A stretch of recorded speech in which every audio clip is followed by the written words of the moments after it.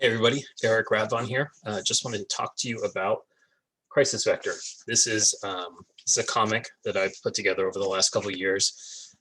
It's done. It's a fully complete comic. It started off as a one shot, as a single issue, and then it sort of really rapidly developed into what ended up being a trilogy of three oversized issues. And I've got it collected here in one handsome volume.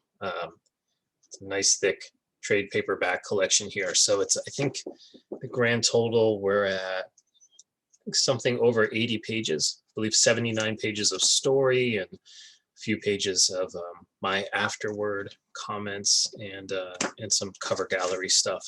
But really nice collection here. Proud of it. Came out really cool.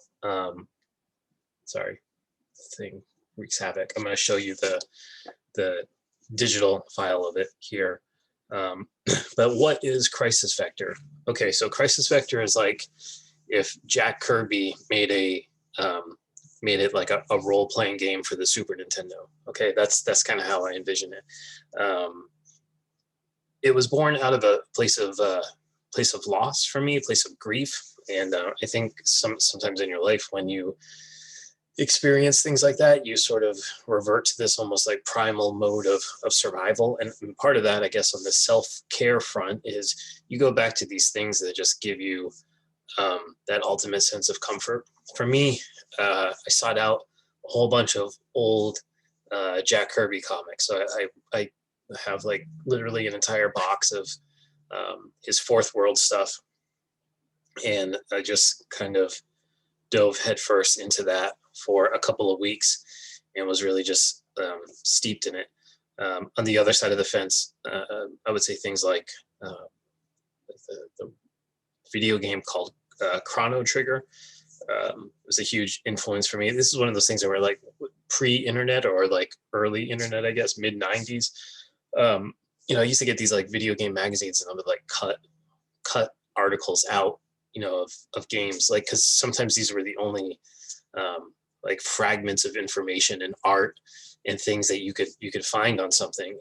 It wasn't like there was like these massive fan sites for each and every game existing yet. So Chrono Trigger has artwork from Akira Toriyama, who is the guy behind Dragon Ball Z. I would say probably the most successful, anime manga artist in history, or right up there. I mean, I'm not sure what the consensus is, but I think you go to like every country in the world, you find some kid wearing a Dragon Ball Z t-shirt. It's pretty amazing. Must be amazing for him, I bet, to have produced what's a bona fide cultural phenomenon globally. Pretty awesome. So anyways, Chrono Trigger, this game features artwork by the same guy.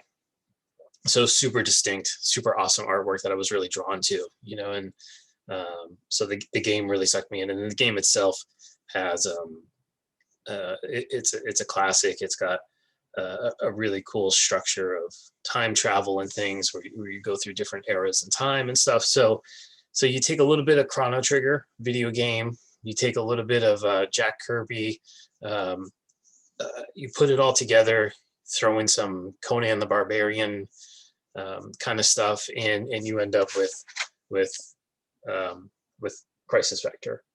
And so the end result here is, to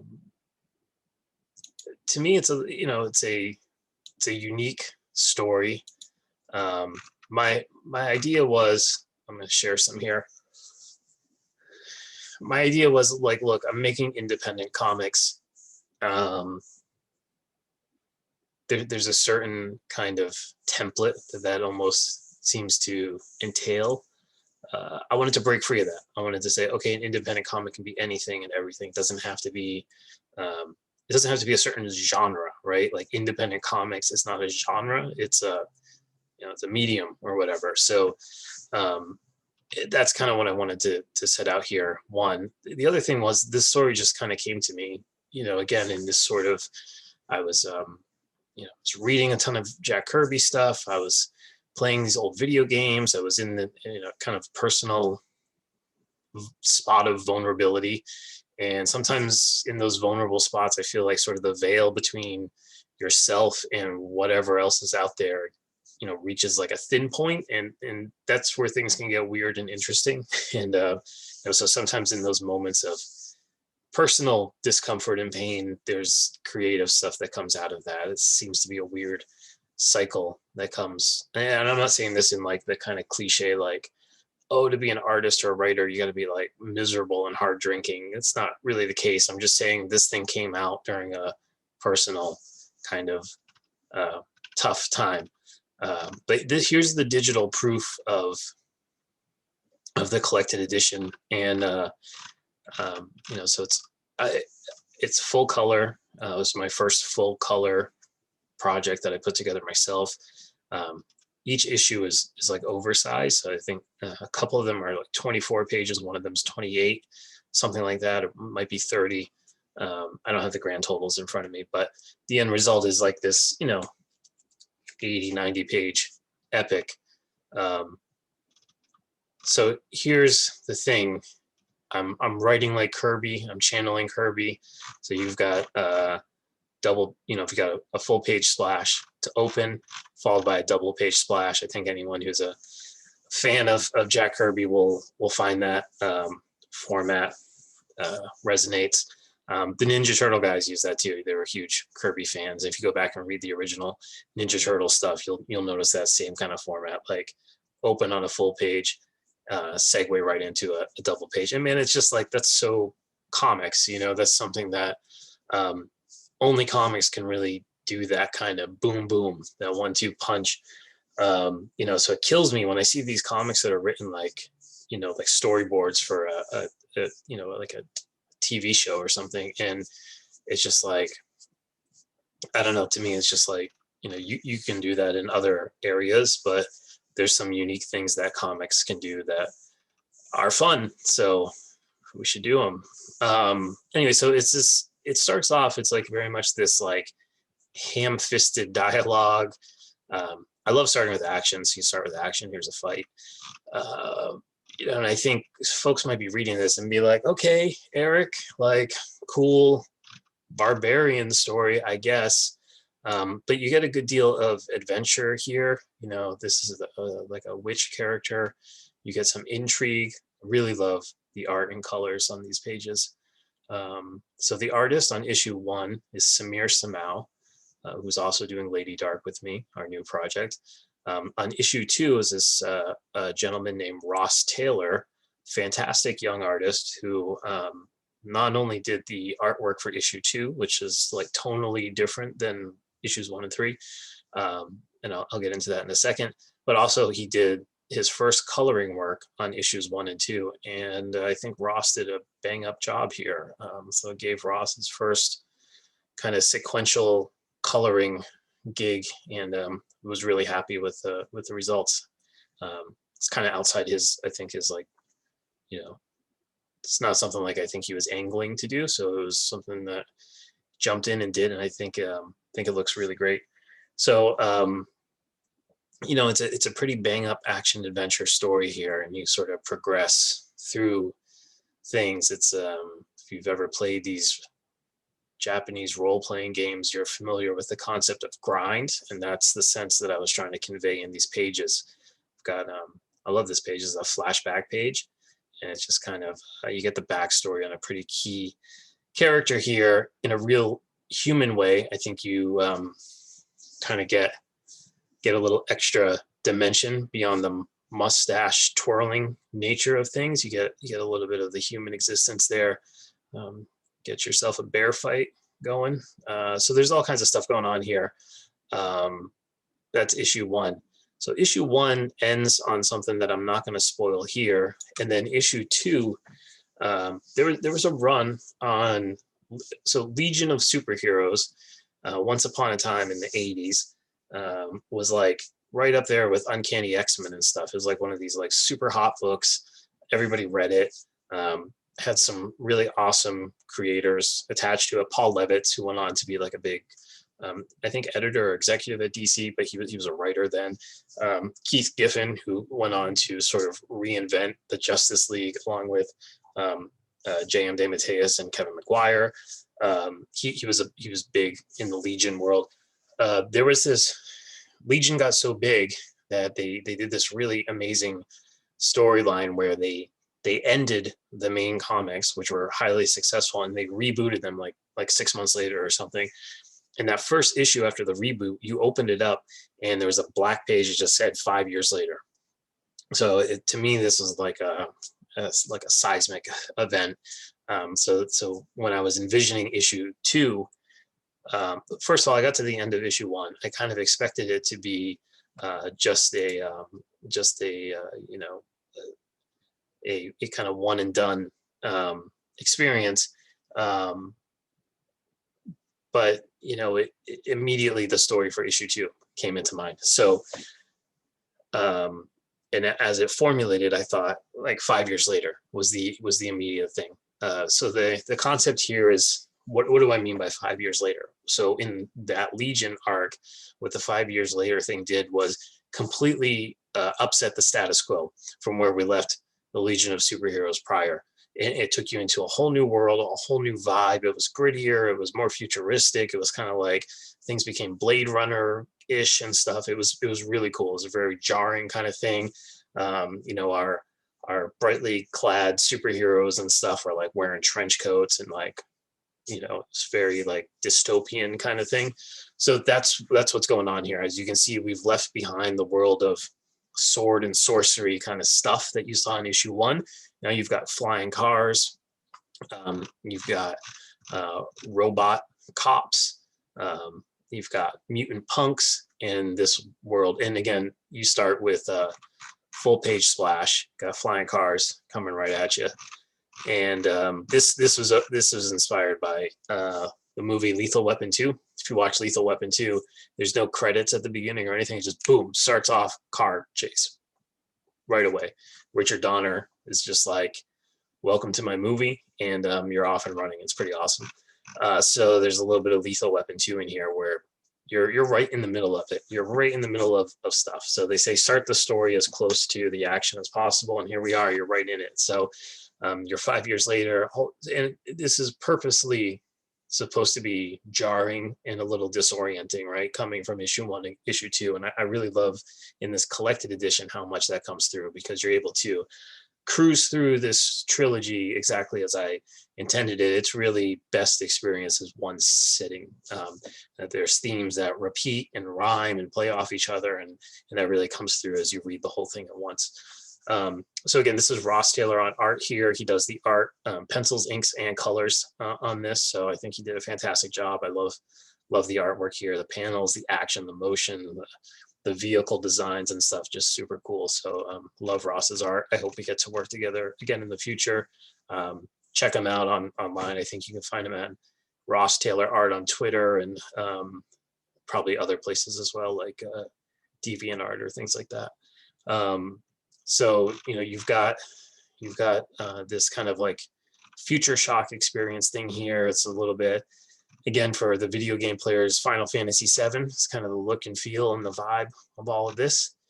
You've got characters from the first issue that have sort of been refashioned, and this dude gets turned into an owl kind of creature. So I wanted issue 2 to have that kind of vibe. I wanted issue 2 to be like completely crazy, off the rails. What is going on? Return to Oz, like everything is upside down, type of stuff. Like no one is left unchanged, from the segment of issue 2. So we got, again, this is sort of like cyberpunk dystopian kind of thing. Our hero is thrust into the world of futuristic corporate fast food. We've got like these stone creatures and a mystical mystery thing going on. And all of that. You've got gang wars happening across the city. You've got, you've got your Jean and Scott moment from X-Men here happening. I don't know, got hoverboards, speeder bikes, mutant gangs, corporate cops, all kinds of stuff happening. Super proud of this comic. I think, you go out there and you look on the stands and you see stuff, and I think this stands right up there with it. I think this is something that if I was in a comic shop walking around and I picked it up off the shelf and flipped through it, I would be tempted to get it. I priced the collection at $9.99, which I think is pretty affordable. It's super high quality, glossy pages, full color, the whole shebang.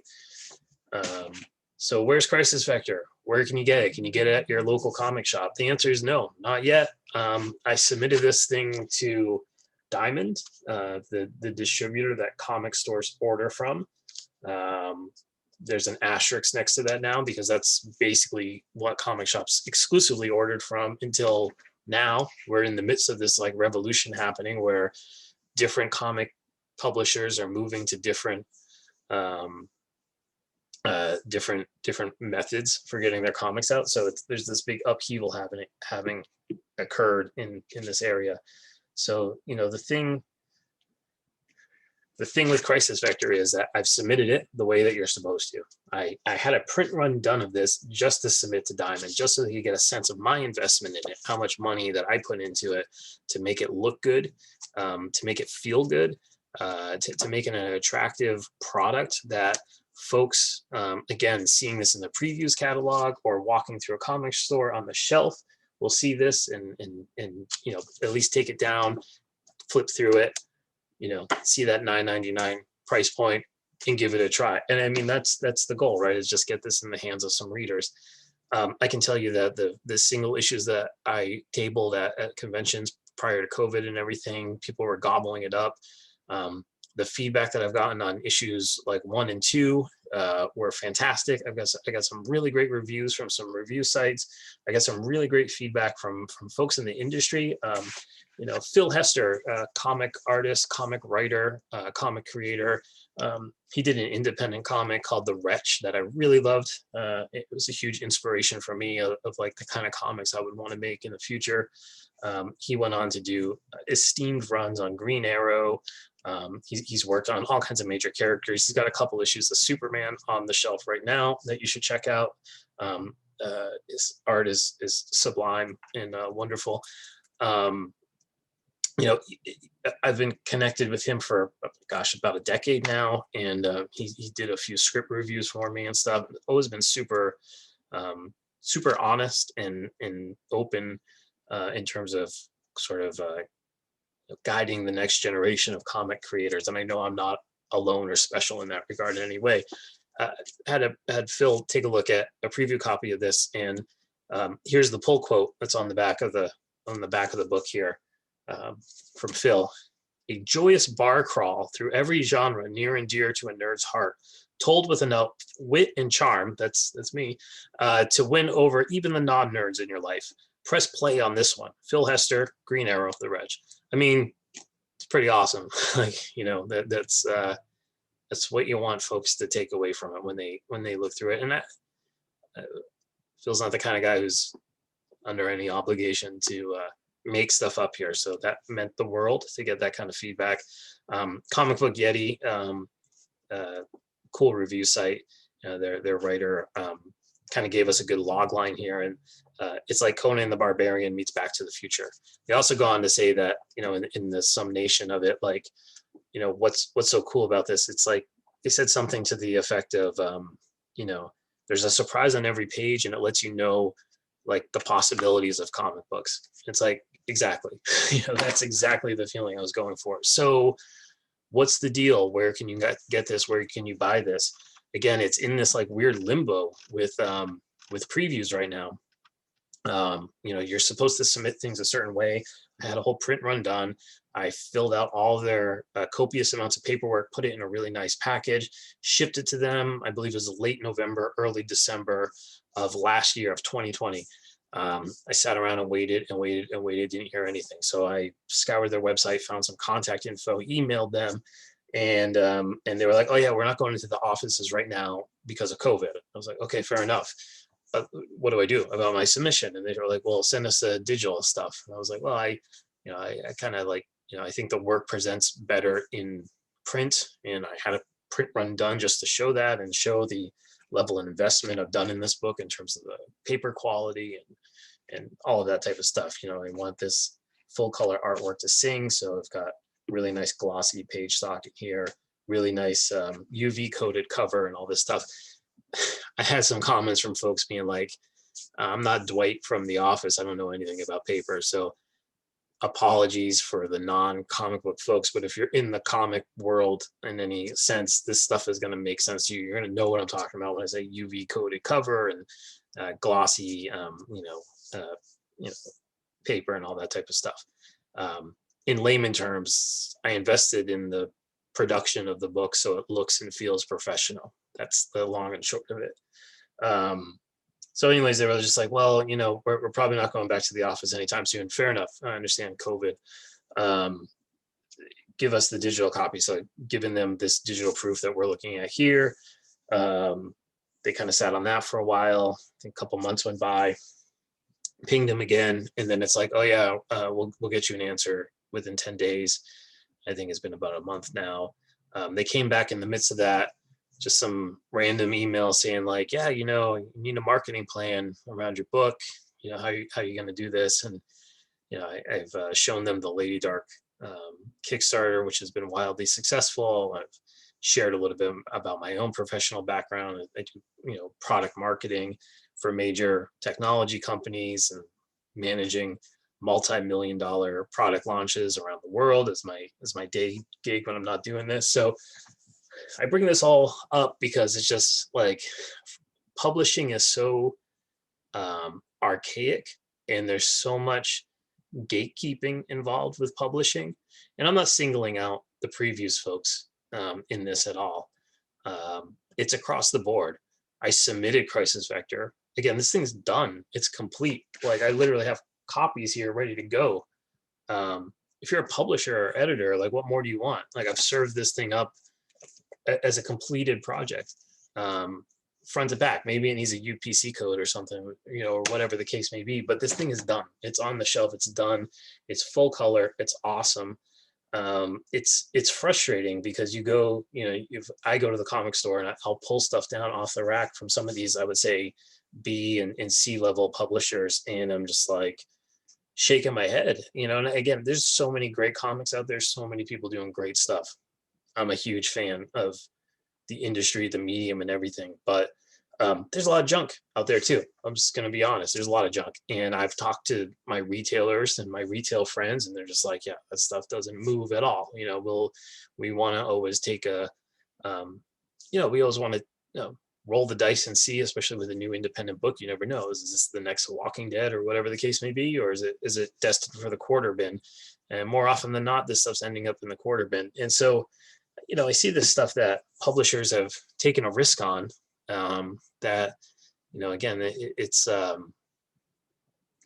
just, it's frustrating, you know, and it's baffling sometimes to see the stuff that makes it over the wall and then the stuff that doesn't, you know, and, you know, I know for a fact that, you know, the quality of this work is, you know, folks can make of it whatever they want on an editorial side, but if you're talking to me about the look, the feel, and the presentation of it, I mean, it deserves to be on shelves at the very least, and then let people make up their own mind.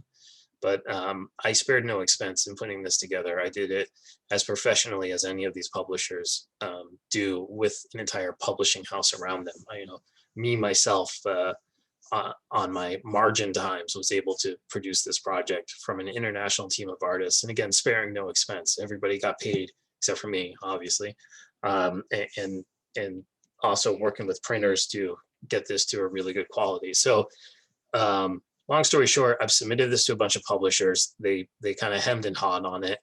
I think people just kind of like there's no easy way to sum this one up, right? It's not Lady Dark. It's not Lady Dark where it's like a singular hero. This is like a much more kind of esoteric kind of thing. It's a super personal story to me. It crosses many genres. It's a little bit of video game. It's a little bit of Jack Kirby. It's a little bit of fantasy. It's a little bit of sci-fi. It's a little bit of magic. It's a little bit of action. But man, I think I'm going to give the audience a little bit more credit than I guess these publishers are, in that I think folks don't need all the answers crystal clear. I think they don't need everything to be pre-packaged, pre-labeled, pre-sorted. You know, I think sometimes folks can jump into a weird story and enjoy the hell out of it. So I'm optimistic that Crisis Vector finds a home somewhere, somehow. The Lady Dark Kickstarter situation has really changed my purview on this, where, um, you know, I think, you know, if there's an appetite for it, and you all let me know if there's an appetite for getting Crisis Vector out to folks, maybe we do a Kickstarter for another run, and we do this as like a hardcover collection. I think that could be really cool. Also, I wrote so I wrote a spin-off to it called Season Pass, and in the world of video games, a season pass is like additional content you get for the game after the fact. So it's also called like DLC, downloadable content. So you buy a game and then you get the season pass that gives like even more content that like augments and fleshes out the story. With Crisis Vector as sort of doing a kind of play on that, where Crisis Vector has some sort of obvious video game roots and connections and elements within the story. The season pass thing is a play up on that video game connection, but it's a collection of 4 short stories, each one taking part in a different season of the year. So it's kind of like a nice fusion there. So it's this cool project that I put together. And the reason for that is Crisis Vector is 3 issues, but there's probably 12 issues worth of world building and material within this. There's a singular story where you follow the protagonist Kerr through his journey, and it's like a classic hero's journey thing. But there's so much more going on here, and folks that have read this are, you know, it's cool to see people get excited about the different offshoots of, oh, what about this character, or what happened to this guy, or what's this all about and stuff. And so that's fun when you know that you've constructed a world that people are excited about and interested in, and you just don't have enough, like, people want more, right? Like, I'm like, well, I got to get this core story done first, and once we're through that, then there's all this other stuff. So as a result, you know, issues 1, 2, and 3 could probably be 12 issues of comic. If I had unlimited budget to do this myself, this thing could accordion out to 12 issues, and we could paint in the details a lot deeper. Right now, it's a rocket ship kind of thing. You go from 1 to 2 to 3. It's the big broad strokes that we hit upon, and we take you all around the world and back again. And it's great. I mean, I love the adventure of it. But what the season pass does is these 4 short stories that plug some holes along the way and fill in some of the things as we jump through time, space, dimensions in the main story. The season pass short stories plug in some cool stuff. So maybe we do like a Crisis Vector Ultimate Edition that includes the season pass stories or something like that as a crowdfunded thing in the future. I don't know. I'm not sure. You know, the Diamond folks could get back to me relatively soon, and this thing could be, you know, this thing could be on the shelf at a comic shop near you. I mean, that was sort of my obvious original goal. But you know, I'm not sure. I'm not sure how that's gonna play out. So, you know, again, it's a little bit frustrating because you know, you've got all kinds of stuff making its way into the previous catalog and into the shelves of comic shops. And again, I feel like this is on par with what you would find out there, if not better. They say write what you like, right? That or something to that effect, and write the stories that you would like to see. And this is definitely something that I would like to see. It's definitely something that I would drop $10 on and check out, because you know, I love the wide variety of independent comics and stuff that's out there. And anytime I see anyone trying to do something a little weird or left of center, I'm in, and I'll check it out. So this thing, you know, the cover, the cover that I've designed here.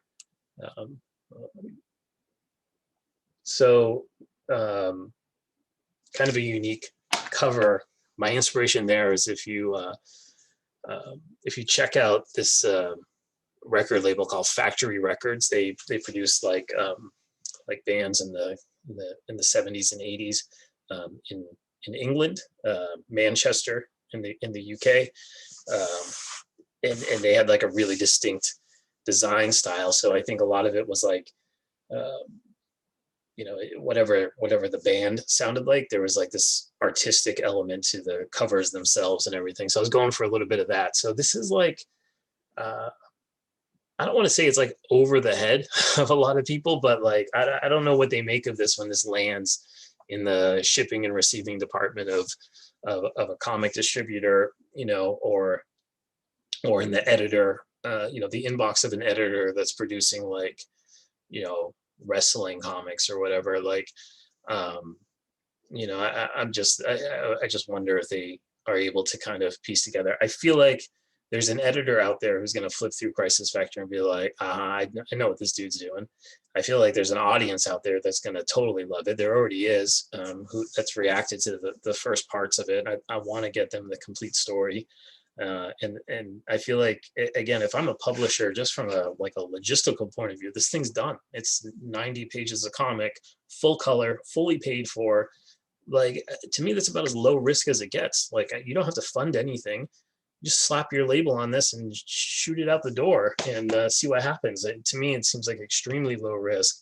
So again, it's I don't mean to show my frustration, but this is the world of publishing where it gets, you know, it gets a little frustrating because you go through all this like time and effort and energy just birthing these ideas into reality, and then you hit this, like, I would say, I don't know, dysfunctional industry where you know, I think part of it too is like this is not this is not the only thing I do, right? Like, so I work in the technology industry, which is moving like a mile a minute, which is like pushing innovation across the board, you know, and then I'm hitting this wall on the publishing side of things that's like entrenched in the 20th century. And like, I love the printed product and output, but the plumbing behind the scenes needs to be dramatically upgraded because it's just not efficient. And to me, it's like I don't know, it makes you want to not do it. It's sort of that kind of crushing. And so that brings me to the whole Kickstarter thing. Like with Lady Dark, I was like, well, I'm not gonna shell all this money out of pocket just to have something that I can't even get distributed to anybody, and then it's just sitting in a box in my house. And what, like, I'm gonna, like, you know, like, get it on the shelves of a few local stores or something, and that's it. So what's been really awesome about the Kickstarter thing is the audience. You know, the audience that's come to it like organically. Like, you know, I'm not out there, you know, like overly soliciting this or anything like that. I'm sharing the progress as much as I can. Probably should be doing more, but to me, it's just like, I'm not a creative person. I'm not this like carnival barker person, but you know, to see the audience come to it and to know that, like, okay, I'm at least going to have budget to print the quantities to match the folks that want it. And, you know, as of right now, with like 6 days left, I think we've got like 230 something folks who have podded into to Lady Dark, which is phenomenal. So I don't see why Crisis Vector couldn't follow suit. So the whole Kickstarter thing is really not just in the practicality of funding Lady Dark. It's really re-sparked my creative juices and like what's possible, because, you know, I went through so much work to bring this thing to life, you know, managing pages coming in from art team around the world, putting it together, editing typos, you know, doing it all myself, everything, the creative, the printing, the distribution, all of it myself, managing a pretty widespread art team and all of that. Again, if I'm an editor or a publisher, a small publisher, like dude, you're telling me that this is, you know, somebody walks into your office with this and throws it on the desk and it's done and ready to go. I don't get how you say no to it.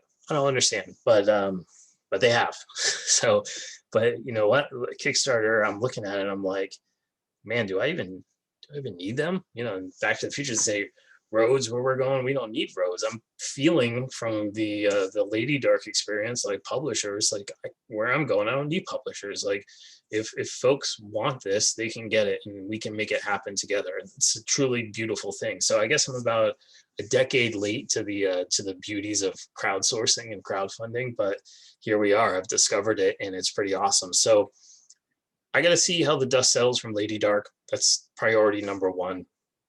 And again, we're working feverishly, new pages coming in all the time. I know Samir's down there in Brazil penciling away as I record this, I imagine. So we should see some more pages rolling in soon. We have a pretty lengthy timeline ahead of us in terms of assembling those pages and putting it all together and lettering them and proofing them and the colors and everything. So it's multiple steps. Again, our estimated product availability date is December. I know that sounds like a long time, but if you look at every link in the chain that's necessary for putting this together, it's each one has its hurdles to go through, and we want to get this right. We're going to want to make it perfect for you all. So, bear with us, and I'll be providing updates all along the way. But that exercise and that whole thing has already been completed with this, right down to additional edits. So, you're talking about like 3 years of work represented in this volume.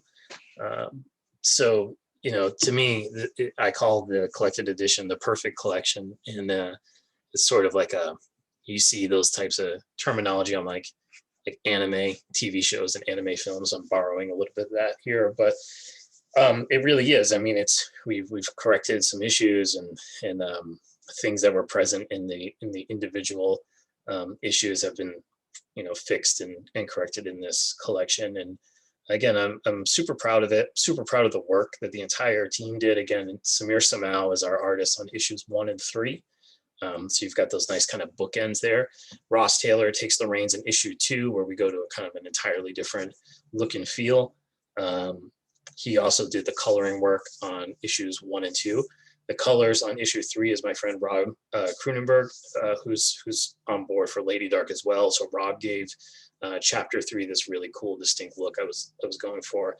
And across the board, the issue is just, the comic as a whole just is great. It's like you pop in like a VHS action movies from the 80s, and it opens with a hair metal, anthem and a car chase, and it just kind of never really stops. So it's that kind of experience. This is a Crisis Vector is a comic book you would have rented on VHS in 1986 or something. So I think there's people out there who are weird enough like me and cool and would want to check it out. So to me, as Lady Dark has exceeded expectations, I think it's given me new ammunition for looking at Crisis Vector and be like, what do I do with this thing? Because I was sort of taking this very traditional, old school route. It was always a dream of mine, and I think if this was 1997, Crisis Vector would be in previews like that, no problem. But it's not. It's this weird limbo time. Marvel has just redone the way they're distributing comics. DC left earlier, like this year. They're doing a completely different thing. So we're in this kind of like once in a generation upheaval in the comic book distribution world. And again, this is like, so you're talking about like books on trucks and shipping from New Jersey and blah, blah, blah. And it's like so 20th century, man. And, so we're, I've got a taste of that 21st century life now with Kickstarter and with Lady Dark, and just seeing, for me, in a like sort of like the energy space of it all. With Lady Dark, I'm able to just focus on all the positives. But how am I going to put this thing together? What can we do to make it better? What can we do to improve this? What bonuses can we include? It's all positive stuff. You know what I mean? So to me, it's like, it's like good work. Whereas with Crisis Vector, it's been the exact opposite experience, where I feel like we did all the good work on the artistic side, on the artistic front, and even on above and beyond that. And like I've packaged this thing together. I worked really closely with the printer to affect a certain look and feel and all of that type of stuff. Things that I think is like the publisher's job, probably. I sort of took that on proactively just to make this as like like served up as on a silver platter as possible. Like, Mr. Editor, this thing is pre-chewed for you to just go ahead and digest, and get out there. And again, I just to me, it was just publishing relies on a lot of things lining up all at once, and it's people, obviously, it's luck, it's the right content at the right time on the right set of eyes, and it's extremely brutal and extremely harsh, almost like laughably absurdly so, because my wife said something really beautiful a few years ago when we were at a comic convention, and I was just like explaining like how absolutely brutal it is, to get something accepted. Like, the days are gone where you can just like go to the Marvel offices and be like, hey, Jim Shooter, here's my 4-page story, give this kid a shot. Like, it just doesn't happen anymore. And so like the insane obstacles that exist to getting into like one of the major publishers or whatever. My wife is just like, she's like, this is comic books though, right? Like, so it's like all these people are in line. She says something to the effect of like, it's like getting into the comic industry is like going through this incredible battle just to be able to like get a bologna sandwich, where you can go to the grocery store and make your own bologna sandwich yourself. You can buy your own bread and buy your own bologna. And I was just like, this is beautifully put, because at the end of the day, these are comic books. You know what I mean? Like, this is like, to me, it's something I love and enjoy, but it shouldn't be so fraught with peril for somebody who selects to put pen to paper and create something.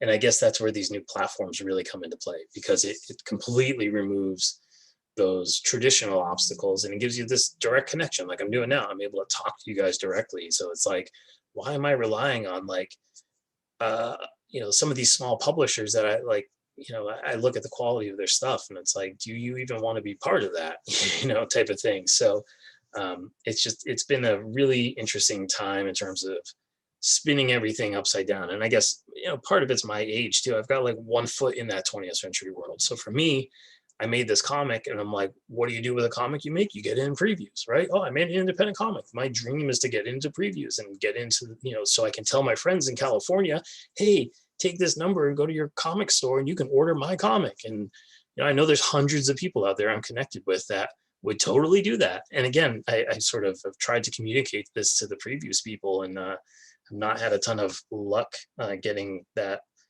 concept through yet. So, with Kickstarter, with YouTube, with social media and everything else, it's just like what am I doing? What am I doing? Why am I trying to, break into the bologna sandwich factory when I got all the bologna I need right here? We've got it all put together as good as they can do it, if not better. I'll take the Pepsi challenge, Crisis Vector versus whatever else out there that's of similar nature.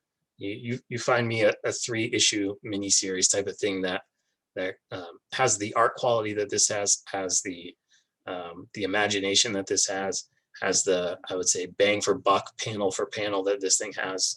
I don't know, man.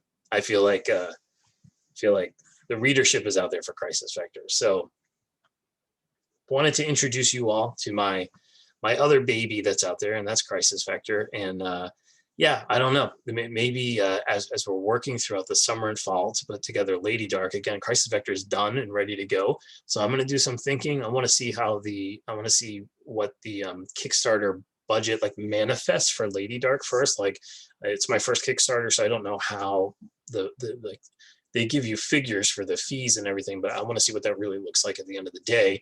And if that makes sense and things go well with Lady Dark, which I'm expecting it will, I really am curious about doing something with Crisis Vectors. I'm not trying to 1-2 punch you guys, but Crisis Vector is here ready to go. I've got folks asking me about it. Like, hey, I bought issues 1 and 2, where's 3? And I'm like, well, I've got it all collected now and I'm waiting on Diamond, hopefully sometime this year it will be in shops or whatever. But I'm feeling less and less optimistic about that. I'm not really sure what's going on there. So I'm starting to think maybe we just kind of turn this around and get Crisis Vector out there to the folks who want it. I don't think we would, because this is all done, I don't need to fund the art or anything like that anymore. I've given up all notions of like even breaking even with this thing. This is a true labor of love and a labor of pocket as well, in putting this together. So the idea here is not for anyone to get rich, at least on the writer slash publisher front. My artists who got paid, God love them, and that's good. I'm all about that. But yeah, this is not like a money making endeavor at this point, at all. It's really about just getting the content out to the readers. So I'm looking at some good stuff ahead for that, and hopeful that that there's a future for Crisis Vector here. So let me know what you think. Let me know what what you made of the panels that you saw, if it looks like an interesting thing to you, if you would want to read a cool independent comic that's like if Jack Kirby made a role-playing video game. Jack Kirby made Final Fantasy. Would you want to read something like that? $10 to check it out. I think there's somebody out there who will answer yes, and if not that, then that's okay as well. But I just wanted to take this opportunity to make people aware of this other comic that, again, has been put together here. And I think one of the great things about Crisis Vector 2 and all the projects is I've learned so much with each one. And with Crisis Vector, it was an enormous step. My last independent comic prior to Crisis Vector was a 16-page black and white science fiction comic called Crypt Zero. So the jump from a 16-page black and white thing with a very limited scope and scale, very like personal story, to this sprawling, cosmic, multi-dimensional, epic, full color, full on, full throttle type of experience was huge. And it's like a big bang of creative output, and also project management, just kind of the managing all those pages, managing all that art, managing the different the different layers involved, what coloring brings to the table, and all that type of stuff. So for me, it was a huge learning experience. Of sort of my master's degree in comic production, overall. So I'm really proud of the way it came out, really proud of the work that the entire team did, and I'm optimistic that Crisis Vector is coming to a theater near you in some fashion here. So anyways, thanks for tuning in. Thanks for checking out our other videos. So I've got updates on Lady Dark, which will be kind of one series of videos. I've got a video series that I've carved out where I'm going to be talking about different comic book inspirations. So some of the classic comic stories that have like powered my passion for like these last 35 years of my life. And then I've got another bucket that I guess I'm establishing here where I'm going to talk about what Radical Visions has done outside of Lady Dark. So we've got Crisis Vector. I've got my short stories that I'll talk about too in some future videos. But let me know what you think. Let me know if you're interested in a future for Crisis Vector, if it sounds cool to you, and what kind of shape, maybe a crowdfunding. I think just doing like a simple, little hardcover collection of it would be really nice. I mean, there's, I think if it gets out to 50 of you or something, that would make me thrilled, just to have folks connected with it. Because right now it's just sitting here in a tomb after all this work to bring it to life. And I don't really want to keep it locked inside anymore. I want it to get out there and find its readership. And I know folks are really, will really enjoy it. So thanks for tuning in again. And, you can visit my website. It's radvon.com for all the latest on Crisis Vector. I've got a Crisis Vector landing page there with a bunch of art and background material on it, so you can learn more about Crisis Vector there. I've set up a new page for Lady Dark, so you'll see that within the menu as well.